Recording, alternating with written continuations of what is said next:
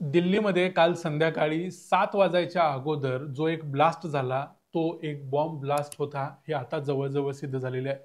या बॉम्ब ब्लास्टमध्ये, या कारमध्ये केलेल्या बॉम्ब ब्लास्टमध्ये अमोनियम नायट्रेट फ्युएल ऑइलचा वापर केला होता, हेही आता समोर आले. आणि हे बॉम्ब ब्लास्ट करणारा व्यक्ती डॉक्टर उमर हा देखील आता समोर आलाय, ज्याचं पुलवामा कनेक्शन होतं, हे देखील आम्ही आमच्या मागच्या व्हिडिओमध्ये सांगितलं. या दिल्लीच्या बॉम्ब ब्लास्टमध्ये आतापर्यंत 13 लोकांचा मृत्यू झाला आणि जवळजवळ 30 लोक जखमी आहेत, ज्यापैकी काही लोक म्हणजे कालपर्यंत आकडा 9चा होता, त्याच्यानंतर आणखी 4 लोकांची मृत्यू झालेल्यांच्यामध्ये भर पडलेली आहे. हे सगळं होत असताना याचं पाकिस्तानशी काही कनेक्शन आहे का, की याचं भारतातल्या ज्या जैश ए मोहम्मद किंवा लष्कर ए तोयबा यासारख्या संघटनांच्या इंडियन नेटवर्क बरोबर, स्लीपर सेल्स बरोबर काही कनेक्शन आहे का, या सगळ्या गोष्टींचा शोध सध्या पोलीस घेत आहेत. याचा मोठ्या प्रमाणावर एक्सटेन्सिव्हली शोध घेतला जातोय. लखनौमध्ये, फरीदाबादमध्ये सगळीकडे सर्च ऑपरेशन चालू आहे. सगळ्यात जास्त मोठं ऑपरेशन चालू आहे ते पुलवामामध्ये, कारण या डॉक्टर उमरच्या पूर्ण फॅमिलीला अटक केलेली आहे. त्याच्या घरातून 12 फोन ताब्यात घेतलेले आहेत. याशिवाय इतर याचे जे नातेवाईक किंवा इतर काही लोक होते त्यांना देखील सध्या पोलिसांनी डिटेन केलेलं आहे, म्हणजे ताब्यात घेतलेलं आहे. त्यांना अटक केलीच जाईल असं अजून सांगता येत नाही.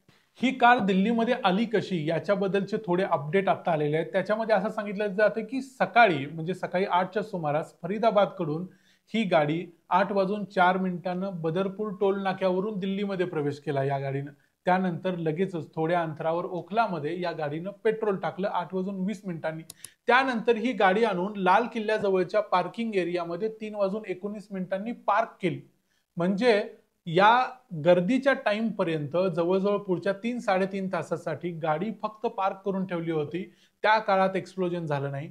बरोबर जेव्हा गर्दीचा पीक पॉइंट असतो, संध्याकाळी 6-7ची वेळ असते, लाल किल्ला, चांदणी चौक जेव्हा गजबजलेला असतो, त्यावेळी ही गाडी बाहेर काढली गेली आणि बरोबर 6 वाजून 48 मिनिटांना गाडी त्या चौकामध्ये आली जिथं ब्लास्ट झाला, गेट नंबर 1 जवळ, आणि बरोबर 6 वाजून 52 मिनिटांनी ब्लास्ट झाला. या सगळ्या गोष्टींच्या नंतर आता काही अशा अपडेट येत आहेत की या सगळ्याचं पाकिस्तानशी काही कनेक्शन आहे, जैश ए मोहम्मद किंवा लष्कर ए तोयबा यांच्याशी काही कनेक्शन आहे. कारण 30 ऑक्टोबरचा पाकिस्तानमधला एक दहशतवादी सैफुल्ला सैफ याचा एक व्हिडिओ सध्या सोशल मीडियामध्ये व्हायरल होतोय. या व्हिडिओमध्ये सैफुल्ला सैफ स्पष्टपणे म्हणतोय की पूर्वी आम्हाला अमेरिकेचा पाठिंबा नव्हता, पूर्वी आम्हाला बांगलादेशचा पाठिंबा नव्हता, इंदिरा गांधीनं पाकिस्तानकडून बांगलादेश तोडून नेला, आता बांगलादेश आमच्या बाजूने आलाय, आता अमेरिका आमच्या बाजूने आलेली आहे. हे सगळं होत असताना जे हाफिज सईद आहे, तो हाफिज सईद काही गप्प बसलेला नाही. हाफिज सईद लवकरच बांगलादेशच्या मार्गे भारतावरती जबरदस्त हल्ला करणार आहे. हे सैफुल्ला सैफ 30 ऑक्टोबरच्या त्याच्या भाषणामध्ये सांगतोय खैरपुर मधल्या. बंगाल के अंदर जब दिया है, ये इंदिरा गांधी ने कहा था, आज अल्लाह के फजल से वो शेर का बेटा खतीब इब्ने खतीब अल्लाह ने इब्तिसाम में जही आज बांग्लादेश के अंदर अपने बाप की तरह शेर की तरह भाड़ रहा है। वो कश्मीर की बात कर रहा है, वो फलस्तीन की बात कर रहा है। हिंदुस्तान को उसका पेशाब खुश्क हुआ पड़ा है। वो कहते हैं हाफिज सईद का राइट हैंड बांग्लादेश के अंदर आ गया है, अब बांग्लादेश के अंदर से वो हिंदुस्तान के अंदर आएंगे। आणि त्याच्यानंतर हा हल्ला होतोय, कारण बांगलादेश मागच्या जवळजवळ वर्षभरात भारतापासून दूर गेलेला आहे, जेव्हापासून शेख हसीनांचं तिथलं सरकार गेलंय. त्यामुळे या सगळ्या गोष्टींना अर्थ प्राप्त होतोय. त्यामुळे या अँगलनं देखील आता पोलीस तपास करतायत की याच्यामध्ये हाफिज सईदचा काही हात आहे का.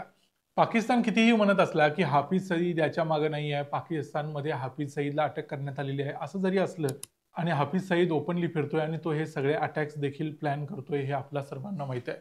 आता सध्या भारतामध्ये काय घडतंय, तर भारतात आता थोड्या वेळापूर्वी दिल्लीमध्ये अमित शाह यांच्या घरी एक हाय लेवल कमिटीची मीटिंग झाली. या मीटिंग नंतर आज संध्याकाळी 5:30 वाजता आणखी एक हाय लेवल कमिटीची मीटिंग होईल.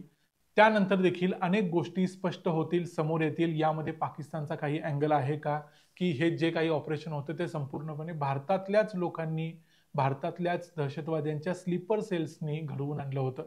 कारण अशा प्रकारचं कोणतंही ऑपरेशन पाकिस्तानचा डायरेक्ट सहभाग असल्याशिवाय किंवा पाकिस्तानमध्ये बसलेल्या दहशतवाद्यांचा सहभाग असल्याशिवाय भारतामध्ये पूर्ण कॅरी आउट केलं जाऊ शकत नाही, इम्प्लिमेंटेशन होत नाही. मागच्या 2-3 दिवसामध्ये हरियाणामधून म्हणजे फरीदाबादमधून, लखनौमधून, गुजरातमधून अनेक दहशतवाद्यांना अटक केली. या सगळ्या दहशतवाद्यांच्या मध्ये एक गोष्टीचा समान धागा आहे, तो म्हणजे हे सगळे उच्च शिक्षित आहेत आणि हे सगळे भारतीय लोक आहेत. ज्या 8-9 लोकांना ताब्यात घेतलंय यापैकी बरेचसे डॉक्टर्स आहेत आणि त्यानंतर देखील आता सध्या पुन्हा एकदा या व्हाईट कॉलर दहशतवादाच्या मॉड्यूलच्या दृष्टीने देखील पोलीस याच्याकडे बघतायत आणि सध्या फरीदाबादच्या ज्या कॉलेजमध्ये या उमरला डॉक्टर म्हणून काम मिळालं होतं त्याच कॉलेजमध्ये असलेल्या मुझम्मिल याला देखील अटक केलेली आहे आणि त्याच्याबरोबर इतर डॉक्टरांची देखील चौकशी होते आहे.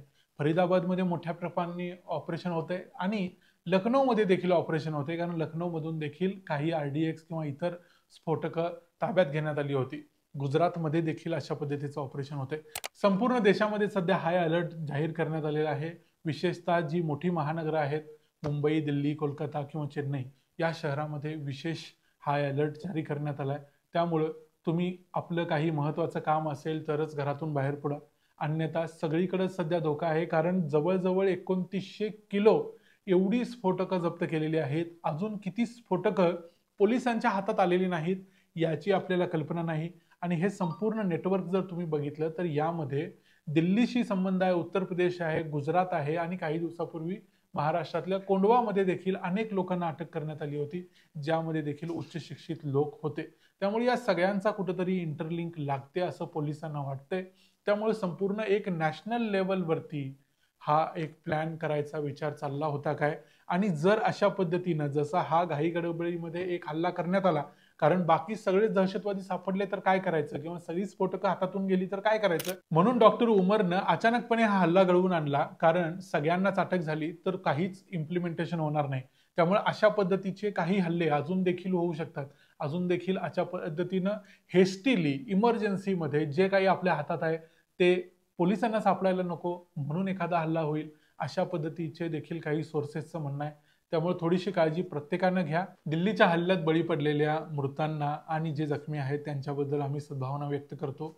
आणि या व्हिडिओमध्ये इथंच सांगूया, याच्या नंतर देखील यामध्ये काही अपडेट्स येतील तर आम्ही त्या तुमच्यापर्यंत आणत राहूच. पुन्हा भेटू पुढच्या व्हिडिओमध्ये. तोपर्यंत पाहत राहा द मराठी बाणा. जय हिंद, जय महाराष्ट्र.